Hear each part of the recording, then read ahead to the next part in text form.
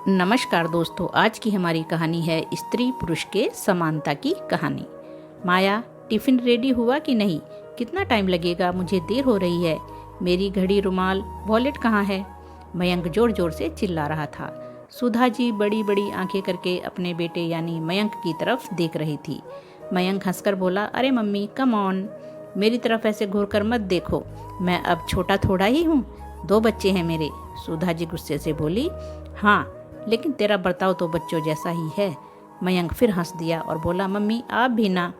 सुधा जी काफ़ी लंबे समय से यह सब देख रही थी। उनको लगने लगा था कि शायद उनसे मयंक का पालन पोषण करने में कोई कमी रह गई है। वह सोचते सोचते भूतकाल में गुम हो गई। घर मतलब जेल, घर की महिला की रत्ती भर भी कीमत नहीं।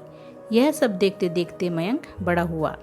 जैसे जैसे बड़ा हुआ, मैंने उसे क्या कुछ नहीं सिखाया। खुद के काम खुद ही करना चाहिए। कभी अकेला रहना पड़े तो कुछ साधारण सा खाना पकाना आना चाहिए। अपने से छोटे बड़े सबको सम्मान देना चाहिए, खासकर महिलाओं को। फिर भी ये क्यों इस तरह से बर्ताव करता है? माया को तो कभी कुछ भी बोल देता है। घर की लक्ष्मी है वह। मैं अब क्या करूं इसका? अपने ऐसे इन विचारों में वो खोई हुई थी कि तभी उनकी बचपन की सहेली रीना आई। रीना उनकी सिर्फ नाम की दोस्त नहीं थी, पक्की वाली दोस्त थी। सुधा का चेहरा देखकर ही रीना ने भांप लिया कि कुछ तो गड़बड़ है। रीना तुरंत बोली, सुधा, कल पूरा दिन तुम मेरे यहाँ आओगी, ठीक है? हमने काफ़ी समय से एक दूसरे से ठीक से बातें नहीं की हैं। माया ने भी उनका पक्ष लेते हुए कहा, आंटी जी, ले जाइए मम्मी जी को अपने साथ। बाबा को गए हुए 3 महीने हो गए हैं, लेकिन मम्मी जी घर से बाहर ही नहीं गई। मम्मी जी, आप सचमुच थोड़ा बाहर हो आइए, आपको सच में अच्छा लगेगा। आंटी जी, आप यहाँ रुकेंगे क्या आज? हम बनाते हैं ना एक बढ़िया सा प्लान। रीना तुरंत तैयार हो गई।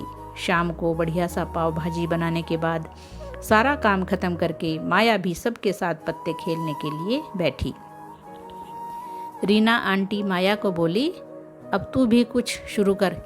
इतनी अच्छी खासी पढ़ी लिखी है, घर में मत पड़ी रहे। घर के काम कितना भी कर लो, किसी को उनकी कीमत नहीं होती। माया अपने आंखों के आंसू छुपाते हुए चेहरे पर झूठी मुस्कान के साथ हाँ बोली। सुधा जी ने इस बात को आगे बढ़ाते हुए कहा, रीना, तूने मेरे मन की बात कह दी। माया बेटा, तुम सच में कुछ सोचो। तब तक मयंक ऑफिस से लौट आया। माया तुरंत उठकर उसे पानी देने के लिए गई। सबको पाव गरम करके देते देते उसे थोड़ी देर लग गई। रीना आंटी ने मयंक को हंसते हंसते कहा, माया को तुम अब पाव गरम करके दे दो। आंटी ने कहा था, इसलिए मयंक ने पाव गरम करके दे दिया। फिर से गपशप शुरू हुई। आज पिताजी के जाने के बाद पहली बार माँ इतनी खुश है, यह देखकर दिल खुश हुआ। रीना आंटी को जल्दी जाना था, इसलिए जल्दी जल्दी जैसे तैसे काम खत्म करके माया बाहर आई। देर हो रही थी, लेकिन माँ को इतना ज़्यादा खुश देखकर आज मैं सबके लिए काफ़ी बनाऊंगा, बोलकर मयंक अंदर गया। माया उसे ही देख रही थी। थोड़ी जल्दबाजी में काम करने की वजह से किचन में थोड़ी सी गंदगी रह गई थी। मयंक माया पर जोर से चिल्लाया, क्या है ये? एक काम ठीक से नहीं करती, पूरा दिन तो घर में रहती है, फिर भी यह हाल है। उसने सबके सामने ऐसा बोला था, इसलिए माया रोते रोते अंदर गई। सुधा जी को उस पर काफ़ी गुस्सा आया। बस कर, अब उस पर हुक्म चलाना। क्या मैंने तुझे यह सब सिखाया है? क्या फ़र्क है तुझ में और तेरे बाप में? उसको बोलने से पहले वह जो काम हर रोज़ करती है ना, वह मुझे तू करके दिखा। उतने ही उत्साह से जितना वह करती है, उतना ही अच्छे से जितना वह करती है, और बिना यह कहे कि मैं थक गया हूँ या मुझे कंटाला आ रहा है। जो मैंने सहा है वह मेरी बहू को ना सहना पड़े, इसलिए मैंने तुझे काफ़ी कुछ सिखाया, लेकिन तू अपने खानदान की परंपरा ही आगे बढ़ा रहा है। ममता के इस सफ़र में मैं कहीं पर भी कम पड़ गई रीना। आप कुछ बातें सिखाओ, उससे कोई फ़र्क नहीं पड़ता। बुजुर्गों के व्यवहार से जो बच्चे सीखते हैं उसी का अनुसरण करते हैं। इस बात का जीता जागता उदाहरण है मेरा बेटा मयंक। इसका अनुकरण इसके बच्चे करेंगे, यही डर है मुझे अब। लेकिन मैं अपनी ममता की राह को अब बदलने वाली हूँ। सास के रूप में मेरी बहू से मुझे जो प्यार मिला है, मैं उसको संभाल कर रखने वाली हूँ। माँ का अलग सा रूप देखकर मयंक को अजीब सा लगा। बहुत दिनों बाद मन हल्का हुआ था उनका आज। सब बोलकर एकदम खाली। रीना आंटी ने सहारा दिया था उनका हाथ पकड़कर। सुधा जी बोली, मन पर काबू थोड़ा हल्का हुआ, थोड़ा अच्छा महसूस हो रहा है अब।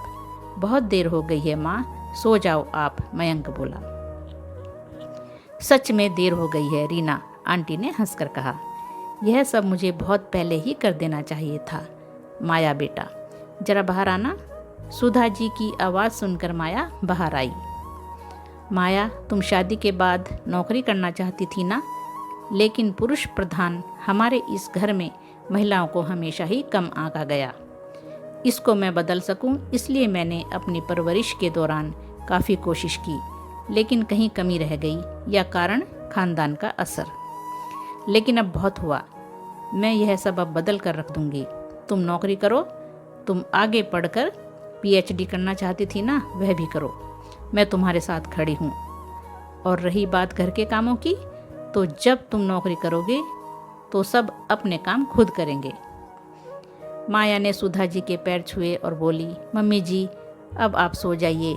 मैंने आपकी सारी बातें सुनी, लेकिन आप सो जाइए, नहीं तो आपकी तबीयत खराब हो जाएगी। अगले दिन का सवेरा एक नया प्रकाश लेकर आने वाला था। इसी विचार के साथ माया को नींद आई। सुबह उठने में थोड़ी देर हो गई। काफ़ी कुछ बदलाव नज़र आ रहा था।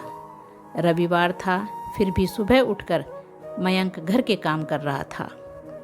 माँ से उसने वादा किया कि अब वह फिर कभी इस तरह से बर्ताव नहीं करेगा। उसने अपनी गलती मान ली थी। साल भर में ही पूरे घर की कायापलट हो गई थी। सभी लोग स्वयं शिस्त का पालन कर रहे थे। माया ने अपनी अधूरी पढ़ाई पूरी करके घर के पास ही अपना ऑफिस खोल लिया था। हर व्यक्ति अपनी जवाबदारी निभा रहा था, इसलिए घर के हर छोटे मोटे कामों का महत्व सबको समझ में आया। अपना इस तरह का बदला हुआ घर देखकर सुधा जी को अलग सा ही सुकून मिला, और इस बात की संतुष्टि भी कि ममता की राह में वह कहीं पर भी कम नहीं पड़ी।